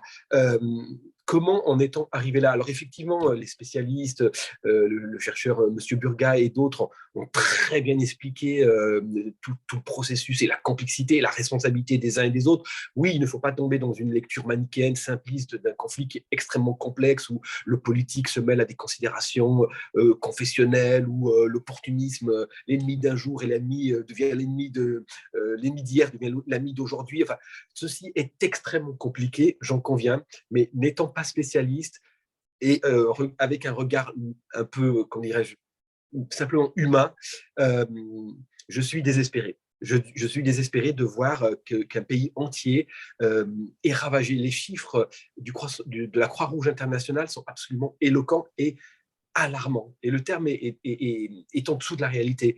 80% de la population yéménite manque de tout. Les gens ne mangent pas à leur faim, l'eau n'est pas potable. Alors on expliquait, les spécialistes précédemment nous expliquaient que dans telle ou telle ville, il n'y a plus de services publics, etc. Mais les besoins fondamentaux ne sont plus là. Nourriture, médicaments, soins, hôpitaux détruits, et ceci dure depuis des années. On n'en parle pas, les médias ici en Occident n'en parlent plus. C'est une guerre qu'on n'évoque même plus. Les gens, le Yémen, d'ailleurs, c'est ce que je dis parfois, le Yémen se meurt dans une indifférence totale. Les gens meurent de faim. Les gens, c'est terrible. Alors, je parlais tout à l'heure, pardon pour cette digression sur la fusion nucléaire, mais c'est tellement dommage Et s'il y avait un représentant émirati, je me mettrais à genoux en lui disant mais travaillez plutôt au bien-être des populations de ces régions-là. Et pareil, s'il y avait le représentant iranien, je leur dirais mais mettez-vous autour de la table et pensez à la paix, pensez aux enfants, aux familles qui meurent dans des conditions terribles, en tout cas qui survivent dans des conditions terribles. Donc le seul le mot qui me vient, c'est la paix. La paix, quand la paix pour le Yémen. Voilà, je peux difficilement rajouter autre chose vu l'expertise et l'excellence des propos qui ont été tenus quant à l'analyse du conflit avec les responsabilités des uns et des autres. Mais je suis très en colère et quelque peu désespéré de cette situation. J'implore la paix et j'espère que les Émirats arabes unis, l'Arabie saoudite iront vers prendront le chemin de la raison. Je parle aussi pour l'Iran, bien évidemment. Ces pays pourraient faire tellement de grandes choses si seulement il y avait un peu de, comment dirais-je, peut-être d'unité, ou le mot unité peut-être est une illusion, mais de sagesse, parce que ces souffrances, ça devient insupportable. C'est un pays qui est en train de mourir. C'est un pays déjà qui était pauvre, divisé. Mais alors là, c'est absolument catastrophique, dramatique. Alors je me répète, pardon, mais ça vient du cœur. Je suis désespéré de la situation au Yémen. Je ne peux pas rajouter d'autres éléments parce que tout a été dit et je le dirai sûrement avec moins de précision et de pertinence parce que les experts ont parlé. Donc la seule chose que je peux dire, c'est une supplique envoyée à l'Iran, aux Émirats arabes unis, à l'Arabie saoudite. Pensez à la paix, pensez à l'avenir, investissez, j'allais dire, dans la science, dans le savoir et dans l'humanité. Voilà. Merci infiniment, cher Malik. Alors, avant de donner, peut-être d'ouvrir la section questions à nos experts, et je vois déjà que notre cher ami Maurice qui souhaite interagir peut-être avec les experts, je ferai réagir peut-être Saïd Boumama, docteur. Vous êtes encore là? Alors, je ne le vois pas. Est-ce que vous me voyez? C'est bon là? Oui, bon. Oui, c'est parfait. Non, je voudrais juste réagir à l'intervention de notre ami émirati en soulignant qu'à cibler l'Iran comme cause principale du conflit et à maintenir cette grille d'analyse qui ne tient pas debout, ce qui ne veut pas dire que l'Iran n'a aucune responsabilité, mais la tenir comme responsable de la situation est quelque chose d'incohérent et d'irrationnel par rapport à un certain nombre de faits. Et en réalité, c'est à l'exact opposé des conditions de possibilité d'une perspective de paix, qui pour moi nécessite de réunir 5 conditions de possibilité que je ne ferai que citer. La première, c'est qu'il n'y aura aucune paix possible dans la négation profonde, dans la négation des causes profondes de l'insurrection houthi. On ne peut pas faire la paix en niant un problème, et donc il faut interroger ce qui a pu conduire à cela, et ça, en tout cas, ça n'est pas dans la négation de cela qu'on peut trouver la voie vers la paix. Secondo, il n'y a aucune paix possible dans la négation des causes profondes de ce qu'on pourrait appeler le syndrome sudiste, qui là aussi est un résultat et il faut en rechercher les causes et pouvoir y apporter des solutions. Troisièmement, il n'y a aucune paix possible sans une construction nationale qui soit égalitaire, indépendamment des régions et qui ne privilégie pas certaines communautés par rapport à d'autres, certaines régions par rapport à d'autres. Quatrième condition de possibilité, il n'y a aucune paix possible sans assurer à l'ensemble des États de la région, et je dis bien à l'ensemble des États de la région, des garanties de sécurité. Notre ami émirati a beau insister sur la responsabilité de l'Iran, il n'y a pas longtemps, il y avait un sommet au Negev dans lequel, à l'évidence, c'était bien l'Iran qui était visé par toute une coalition internationale, comprenant les États-Unis. Et donc, on ne peut pas prétendre amener la paix si on ne prend pas en compte l'ensemble de ce contexte et assurer à chacun des États un minimum de sécurité. Et enfin, dernière dimension, aucune paix dans la région n'est possible, aucune paix durable en tout cas n'est possible sans avoir en tête qu'un certain nombre d'ingérences internationales n'apportent strictement rien à la région, et par conséquent, c'est aussi dans le refus des ingérences internationales, en particulier des États-Unis, que la solution peut être trouvée au Yémen. Merci infiniment, Dr Saïd Boumama. Peut-être François Burga, vous voulez réagir où on ouvre directement les questions-réponses parce qu'il y a des auditeurs qui souhaitent certainement… Permettez-moi, mon professeur Burga, de souhaiter le bienvenu à Monsieur le Consul général de l'Arabie Saoudite. Merci.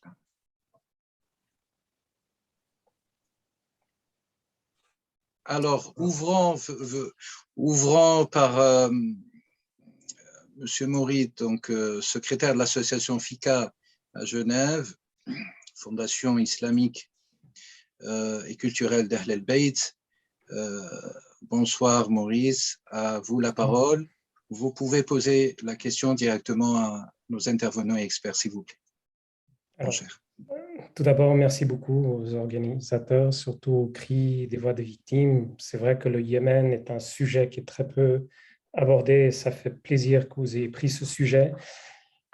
C'est plus une réaction qu'une question, mais après, les intervenants peuvent rebondir dessus. Donc, la première remarque que je voudrais faire, c'est que, et on l'oublie souvent, c'est que cette guerre a commencé à la période où un certain Barack Obama était président des États-Unis et un certain Joe Biden était vice-président. Ensuite, ce qui est étonnant, c'est que on sait très bien que les États-Unis et les grandes puissances, l'Angleterre, le Royaume-Uni, mais aussi le Canada, comme ça a déjà été mentionné, ont soutenu cette agression saoudienne avec non seulement de l'équipement militaire, mais d'autres ressources aussi, logistique, entraînement, etc., etc. Pourtant, l'Arabie saoudite n'est pas une démocratie. On peut s'étonner, je m'excuse de le dire, mais ce n'est pas un pays qui est blanc ou européen. Une des raisons principales qu'il y a une telle réaction de l'invasion de la Russie en Ukraine, c'est un pays musulman. Et donc, pourquoi cette exception par rapport au soutien pour l'Arabie saoudite? Et une chose qui me vient à l'esprit, donc beaucoup a été dit par les interlocuteurs qui m'ont précédé, et je ne veux pas y rajouter, mais une chose qui me vient à l'esprit, et peut-être qu'on peut avoir des réactions là-dessus, c'est qu'il y a un autre axe de ce conflit au Moyen-Orient, mais pas seulement, qui est l'axe impérialiste et la résistance à l'impérialisme. Et je voudrais juste terminer en mentionnant que c'est aussi extrêmement difficile d'apporter de l'aide au Yémen. Pour ceux qui ont essayé, on a la chance ici à Genève d'avoir un frère qui est très actif, qui a une association qui s'appelle Y30, par le biais duquel on peut apporter de l'aide directement au Yémen. Et ceux qui sont intéressés, je peux les mettre en contact. J'écoutais hier une intervention du journaliste Richard Medhurst qui expliquait que les sanctions et l'embargo, c'est pire que les bombes. Et il y a des témoignages de citoyens qui sont yéménites au Yémen qui disent « mais continuez avec les bombes, mais enlevez-nous cet embargo ». Et juste pour donner un petit exemple, le prix du pétrole à cause de cet embargo, il l'explique en détail dans son exposé. C'est environ, si je me souviens bien, c'est plus de $9 ou $9,50 par gallon. Donc, gallon, c'est une mesure qui est utilisée aux États-Unis pour quantité de liquide. Je ne sais pas combien de litres ça correspond. Et pour se faire une idée, aux États-Unis, le prix du pétrole est 4 ou 5 dollars par gallon. Donc, ce qui rend encore plus difficile pour ce peuple de Yémen de s'en sortir. Imaginez un peuple qui est parmi les plus pauvres du monde et qui doit payer 2 fois le prix pour le pétrole. Voilà, donc c'était les quelques points que je voulais aborder. Et puis j'espère qu'il y aura une réaction des intervenants. Merci. Merci, cher Maurice. Alors peut-être, est-ce qu'il y a d'autres questions comme ça? Les experts peuvent... D'autres questions parmi les auditeurs, auditrices? J'aimerais bien souhaiter le bienvenu, si vous permettez, Monsieur le Consul général de l'Émirati, Monsieur Mohamed Al-Otaibi. Alors, je redonne la parole à François Burga, peut-être pour réagir et par rapport à ce qui a été dit. Alors, il y a un petit problème de son. Il faut juste... Pardon. Voilà. Allez-y. Là, vous m'entendez? Oui, c'est parfait. D'accord. S'il y a d'autres prises de parole, et notamment du représentant de l'Arabie Saoudite, je préférerais garder du temps pour répondre. Je pense que ce qui vient d'être dit est extrêmement important. S'il y avait de la part des Émiratis et des Saoudiens une véritable volonté de mettre un terme aux souffrances de la population yéménite, alors ils lèveraient l'embargo, pas demain matin, ce soir. Voilà. Parce que l'ami yéménite avec qui je m'entretenais hier de politique, il m'a dit, tu sais François, ici on ne parle pas de politique. On cherche une bouteille de gaz, on cherche 10 litres d'essence, on cherche des médicaments absolument essentiels et on cherche des denrées alimentaires. Donc, il a été question d'une trêve et les Saoudiens l'ont promue. Eh bien, je pense que, c'est vrai que je n'ai pas attendu la réaction des Houthis pour savoir que ça n'était pas crédible, parce que s'il doit y avoir une trêve, le premier geste, c'est la suspension de l'embargo. Alors, il y a eu une suspension partielle, ne caricaturons pas la réalité, il y a eu 1 ou 2 bateaux de carburant qui sont arrivés dans le port de Hodeïda. Il y avait la promesse de la rétablissement des relations aériennes commerciales depuis Sanaa. Tout ça n'a pas eu lieu. L'embargo continue à être tout aussi hermétique. Alors, parler de paix pendant qu'on continue d'asphyxier, non pas un gouvernement, mais toute une population, c'est quelque chose d'extrêmement paradoxal qui discrédite en grande partie les efforts de ce camp qui nous a dit tout à l'heure, c'est de la faute des Iraniens. Et évidemment, ce qu'a dit Saïd Bouhamama, lorsque l'un des acteurs essentiels, parce que les initiatives, le chef d'orchestre de la guerre, ce sont les Émiratis, d'accord? Lorsque le chef d'orchestre, dans le sommet de sa volonté de pacifier, dit « Ah, s'il n'y avait pas les Houthis et les Iraniens, tout irait bien », on voit bien que ça n'est pas sérieux. Si les Émiratis et les Saoudiens veulent envoyer au monde, et bien sûr au Yémen, un signal fort, ils doivent lever l'embargo demain. Et puis peut-être qu'alors, l'atmosphère pour une négociation efficace pourra s'établir. Ça n'est pas le cas maintenant. Et puis encore une fois, on a dit qu'est-ce qu'il faudrait faire, quelles sont les étapes pour régler le conflit. Il y a les déchirures du tissu politique interne. On n'a pas eu le temps d'aller les creuser jusqu'au fond. Et puis, il y a l'impact extrêmement négatif des acteurs internationaux qui ont mercenarisé. C'est vraiment la situation. Les acteurs internationaux, dans un pays extrêmement pauvre, vous arrivez avec 3 fois plus ou 10 fois ou 30 fois plus d'argent, vous achetez des milices, c'est ce que font les Émiratis et les Saoudiens. Simplement, les Saoudiens, c'était leur politique avant Mohammed Ben Salman. Ils se contentaient d'avoir une diplomatie religieuse et financière. Là, ils ont voulu qu'elle soit également militaire. Mais si les acteurs internationaux se retiraient de ce conflit, parce que je ne pense pas qu'il faut minimiser la responsabilité des acteurs locaux.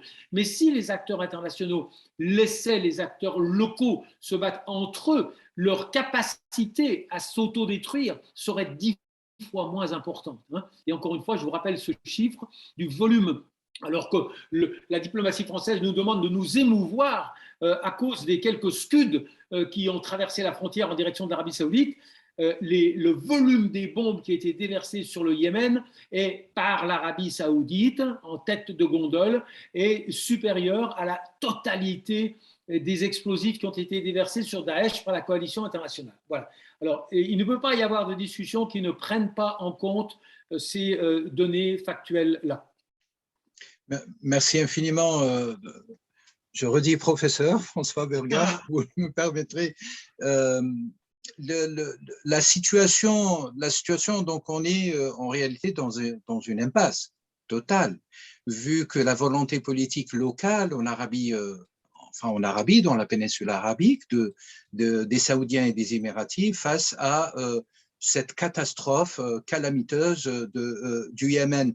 Alors, est-ce que ce n'est pas aussi, je prolonge ma question à vous, François Burga, et à Saïd Bouamama et à Malik Bezou aussi, voire même Dr Roberto Simona, est-ce que ce n'est pas aussi une manière de ne pas agir sans la moindre autorisation occidentale, hein, j'ose pas dire américaine. J'aurais bien souhaité aussi que je souhaite la bienvenue au consul des Émirats arabes unis et j'aurais bien souhaité qu'il intervienne avec nous s'il nous écoute. Qu'est-ce que vous en pensez alors, professeur François Burga? Il me semble que j'ai répondu à cette question. Oui. Je pense que des voix très autorisées ont dit que si les États-Unis veulent interrompre cette guerre, ils l'interrompent.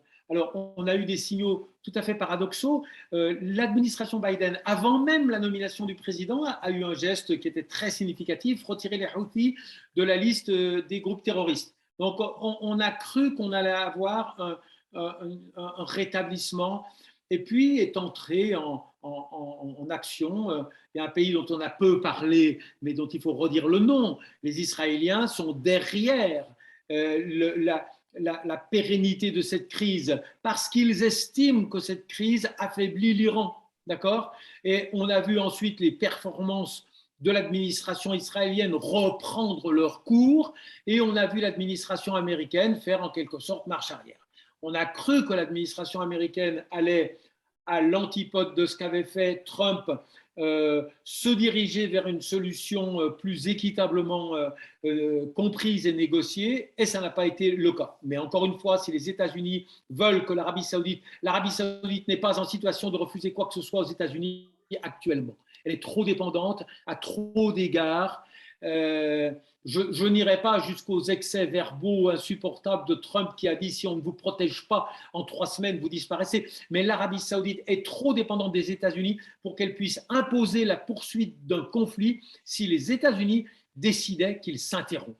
Mais les États-Unis ne veulent pas décider que ce conflit va s'interrompre parce que leur allié israélien considère ce conflit comme un processus qui affaiblit l'Iran, ce qui est d'ailleurs pas forcément exact eu égard à la teneur précise de l'investissement iranien. Le Yémen, ce n'est pas l'Afghanistan de l'Iran. Il n'est pas enlisé dans ce conflit, il n'est pas en train de se saigner, de perdre ses moyens humains ou financiers. Donc, pour moi, s'il faut caricaturer un petit peu le nœud du conflit actuellement, ce conflit est perçu comme anti-iranien. C'est pour cela que les acteurs internationaux, notamment et surtout occidentaux, notamment et surtout américains, ne font rien de sérieux pour l'interrompre, pour y mettre un terme. Comment expliquer l'absence totale de la Ligue arabe? Sa voix n'existe pas. Des Russes aussi, on aurait pu le dire. Les Russes sont absents, relativement absents de ce conflit. L'absence de la Ligue arabe s'explique très facilement. La Ligue arabe n'existe plus depuis fort longtemps. Donc, il n'y a pas de raison qu'elle renaisse dans le cadre du conflit yéménite. Connaissez-vous un exemple récent où la Ligue arabe aurait joué un rôle? Non, vous n'en connaissez pas, moi non plus, donc on peut passer à un autre sujet. Mais par contre, c'est vrai que ni les Chinois, ni les Russes n'ont véritablement montré la couleur de leur partition dans ce conflit. En vous remerciant infiniment. Peut-être, est-ce qu'il y a d'autres questions avant peut-être de converger vers la conclusion de cette conférence si riche par les expertises indéniables de François Burga, de Saïd Bouamama, de Malik Bezou, de Roberto Simona. Si je peux encore dire quelque chose. Oui, oui, cher. Oui, je partage beaucoup de choses qu'a dit François. Je voudrais compléter en soulignant que la situation au Yémen est vraiment incompréhensible si on ne prend pas en compte le tropisme anti-iranien des grandes puissances occidentales aujourd'hui.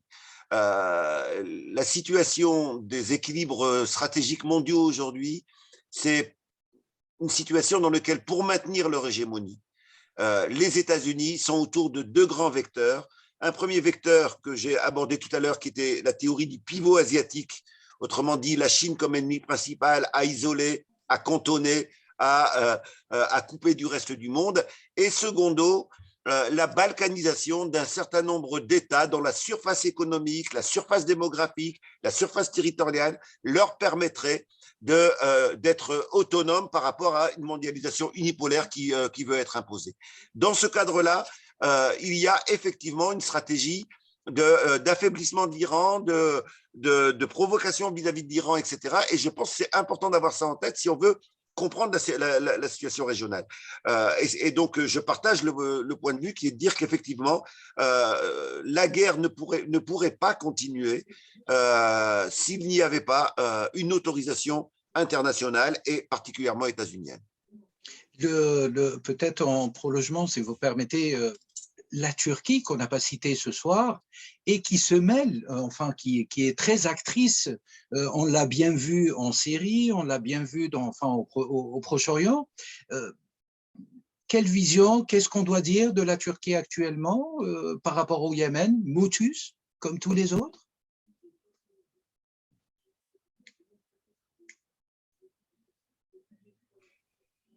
Sa voix n'existe pas alors qu'elle essaye, on le voit par rapport au conflit russo-ukrainien, elle existe, elle réalise des pourparlers, des consultations entre les représentants, alors que par rapport au Yémen, est-ce que vous avez des données là-dessus? À qui la question a-t-elle posée? Alors, elle est posée aux experts. À tout le monde, on est d'accord. Voilà. Il y a un pays dont on n'a pas mentionné le rôle. Là, je peux répondre plus facilement, c'est le Qatar. Le Qatar a fait partie de la coalition de 2015, de la coalition sunnite. Hein. Et puis, bien sûr, il s'est retiré et il a repris une place, je dirais, plus logique dès lors qu'il était la cible de l'embargo saoudien, égyptien, bahreïni, émirati à partir de 2017, de cette agression extraordinaire hein, des Saoudiens et des Émiratis qu'il accusait d'être au cœur de la fabrique du terrorisme. Il a bien sûr complètement changé de camp, mais il reste présent sur le terrain humanitaire, mais il n'a pas… on sait qu'il n'a pas la même lecture du monde que les Émiratis, donc c'est ça qu'il faut voir. En Libye, les Émiratis sont le leadership de la contre-révolution arabe, d'accord, et le Qatar et la Turquie, donc j'amène la Turquie, et le Qatar et la Turquie ont accompagné le mouvement révolutionnaire arabe, d'accord. Alors, il est exact que cette posture a coûté extrêmement cher à la Turquie et que la Turquie actuellement, aussi bien le Qatar aussi, j'étais au Qatar la semaine dernière, j'ai posé la question à 2-3 journalistes d'Al Jazeera, j'ai dit, est-ce que vraiment la ligne d'Al Jazeera, elle a changé? Ils m'ont dit, ben oui. Oui, le Qatar a fait des concessions pour sortir de l'embargo, mais je dirais que la Turquie, qui a des difficultés économiques, qui a des tensions diverses, fonctionne mezzo voce sur un certain nombre de théâtres où elle a été plus explicite au cours des 10 années écoulées. Et effectivement, on n'a pas un investissement de la diplomatie turque qui a été très, très présente, très active, et moi, je pense, de façon positive en Libye, par exemple. Mais bon, sauf erreur de ma part, il faudrait poser la question à d'autres personnes, mais on ne voit pas de traces très, très, très directes actuellement de la Turquie dans ce conflit-là. Peut-être on arrive à la conclusion, chers experts, chers intervenants, en vous remerciant infiniment, infiniment pour votre présence, pour vos éclairages, pour vos expertises, pour avoir levé le voile aussi sur cette omerta, ce silence cuisant et insupportable par rapport à ce qui se passe au Yémen depuis 7 ans, depuis un peu plus peut-être que 7 ans, au vu de ce qui se passe actuellement dans le monde, la guerre en Ukraine et ailleurs. Peut-être je redonne la parole au Dr Dari, président du CRI Voix des victimes, pour pouvoir conclure. Alors, notre cher Dari. Je ne sais pas si. Alors, il nous a laissé tout seul, il s'est absenté. Il s'est absenté. En tout cas, pour ma part, je vous remercie. C'est pas l'heure de l'iftar, hein, il triche un peu, si c'est ça. Oui, apparemment, tout dépend là où il est. Enfin, il est côté Lausanne. Donc, je vous remercie infiniment, François Burga. Merci infiniment pour votre présence. Merci infiniment pour vos éclairages. Merci infiniment aussi pour votre lecture, à la fois multiforme, profonde et qui dévoile la complexité de ces questions, notamment le Yémen et le Harb au Yémen. Je remercie également Dr Saïd Bourmama pour son expertise à l'accoutumée extrêmement pointue, avec une proposition, ces 5 propositions que je